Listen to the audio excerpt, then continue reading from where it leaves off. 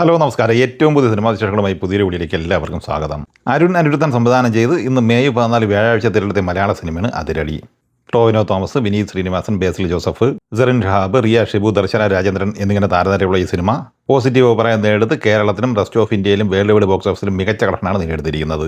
സിനിമയുടെ ആദ്യ ദിവസത്തെ കേരള ഓപ്പണിംഗ് കളക്ഷൻ റിപ്പോർട്ട് പുറത്തു വരുമ്പോൾ 5.5 കോടി റേഞ്ചിലാണ് പ്രതീക്ഷിക്കുന്നത്. പ്രീമിയർ ഷോ കളക്ഷൻ ഉൾപ്പെടെ ആദ്യ ദിവസം 6 കോടിക്ക് മുകളിലാണ് ഈ സിനിമ എത്തിച്ചേർന്നിട്ടുള്ളത്. വേൾഡ് വൈഡ് ബോക്സ് ഓഫീസിൽ പ്രത്യേകിച്ച് GCCയിൽ ഈ സിനിമയ്ക്ക് ആദ്യ ദിവസം മികച്ച കളക്ഷനാണ് നേടിയെടുക്കാനായിട്ടുള്ളത്. GCC കളക്ഷനായി മാത്രം 4-4.5 കോടി റേഞ്ചിൽ പ്രതീക്ഷിക്കുന്നുണ്ട്.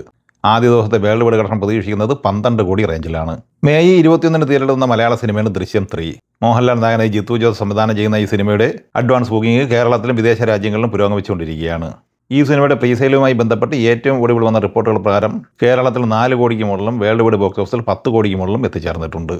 മഹേഷ് നാരായണൻ തിരക്കഥ സംവിധാനം ചെയ്ത് മെയ് 1 തിരഞ്ഞെടുത്ത മലയാള സിനിമയാണ് പേട്രിയറ്റ്. ചിത്രം ഇന്ന് വ്യാഴാഴ്ചയോടെ 2 വാരം, അതായത് 14 ദിവസം പൂർത്തിയാവുകയാണ്. ഏകദേശം ഫൈനൽ റണ്ണിലേക്ക് നീങ്ങിക്കൊണ്ടിരിക്കുന്ന ഈ സിനിമ ഇന്നലെ വരെയുള്ള 13 ദിവസം കൊണ്ട് കേരളത്തിൽ 28 കോടി 72 ലക്ഷം രൂപയാണ് കളക്ട് ചെയ്തിട്ടുള്ളത്.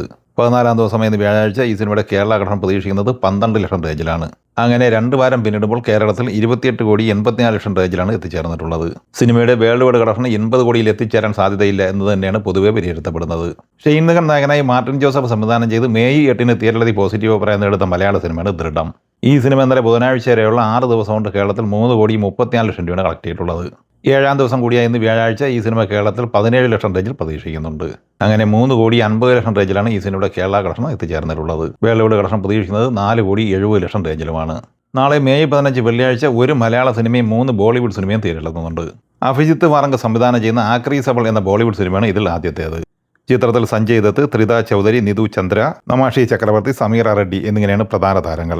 നാളെ തിയേറ്ററിലെത്തുന്ന 2ാമത്തെ ബോളിവുഡ് സിനിമയാണ് പതി പത്നി ഔർ വോ ദോ. മുദസ്സർ അസീസാണ് ഈ സിനിമ തിരക്കഥ തയ്യാറാക്കി സംവിധാനം ചെയ്യുന്നത്. ആയുഷ്മാൻ ഖുറാന, സാറ അലി ഖാൻ, വാമിക ഗബ്ബി, വിജയ് റാസ്, രാഹുൽ പ്രീത് സിംഗ് എന്നിങ്ങനെയാണ് പ്രധാന താരങ്ങൾ. IIF സോംബീസ് എന്ന ബോളിവുഡ് സിനിമയാണ് 3ാമത്തെ റിലീസ്. അലോക് കുമാർ ദ്വിവേദി സംവിധാനം ചെയ്യുന്ന ഈ സിനിമയിൽ മോഹൻ കപൂർ, അനുപ്രിയ, രഞ്ജൻ രാജ്, ശിവാനി എന്നിങ്ങനെയാണ് പ്രധാന താരങ്ങൾ. ഷാൻ കേച്ചേരി സംവിധാനം ചെയ്യുന്ന സ്വച്ഛന്ത് മൃത്യു എന്ന മലയാള സിനിമ നാളെ തിയേറ്ററിലെത്തുന്നുണ്ട്. ജയരാജ് വാര്യർ, ശ്രീകല ശ്യാം, ശിവജി ഗുരുവായൂർ എന്നിങ്ങനെയാണ് പ്രധാന താരങ്ങൾ. സൂര്യ നായകനായി RJ ബാലാജി തിരക്കഥ സംവിധാനം ചെയ്ത കറുപ്പ് എന്ന തമിഴ് സിനിമ ഇന്ന് മെയ് 14 റിലീസിംഗ് തീരുമാനിച്ചിരുന്നത്. സിനിമയുടെ നിർമ്മാതാക്കളുമായി ബന്ധപ്പെട്ട് ചില സാമ്പത്തിക പ്രശ്നങ്ങൾ മൂലം ചിത്രത്തിന്റെ റിലീസിംഗ് ഇന്ന് മാറ്റിവെക്കുകയാണുണ്ടായത്. നാളെ വെള്ളിയാഴ്ച ഈ സിനിമയുടെ റിലീസിംഗ് ഉണ്ടാകുമോ എന്ന അറിയിപ്പ് ഇതുവരെ വന്നിട്ടുമില്ല. അതേസമയം ചിത്രത്തിന്റെ പ്രിന്റ് ചോർച്ചയുമായി ബന്ധപ്പെട്ട് സിനിമയുടെ അണിയറ പ്രവർത്തകർ ആശങ്ക പ്രകടിപ്പിച്ചിട്ടുണ്ട്. എന്തായാലും സൂര്യ ആരാധകരെ മാത്രമല്ല സിനിമാ പ്രേമികളെ മൊത്തത്തിൽ തന്നെ നിരാശരാക്കുന്ന സംഭവവികാസങ്ങളാണ് കറുപ്പ് എന്ന സിനിമയുമായി ബന്ധപ്പെട്ടുണ്ടായിട്ടുള്ളത്. ഈ സിനിമകളെ കുറിച്ചും വീഡിയോ സംബന്ധമായി നിങ്ങളുടെ അഭിപ്രായങ്ങൾ കമന്റായി പറയുക. വീഡിയോ ഇഷ്ടമായ ലൈക്ക് ചെയ്യുക. നമ്മുടെ ചാനൽ സബ്സ്ക്രൈബ് ചെയ്യുന്ന കാര്യം കൂടി പരിഗണിക്കുക. വീഡിയോയുടെ നോട്ടിഫിക്കേഷൻ ലഭിക്കാൻ ബെല്ലൈക്കൺ കൂടി എനേബിൾ ചെയ്യുക. പുതിയ മറ്റൊരു വീഡിയോയുമായി വീണ്ടും കാണാം. എല്ലാവർക്കും ഒരിക്കൽ കൂടി നന്ദി, നമസ്കാരം.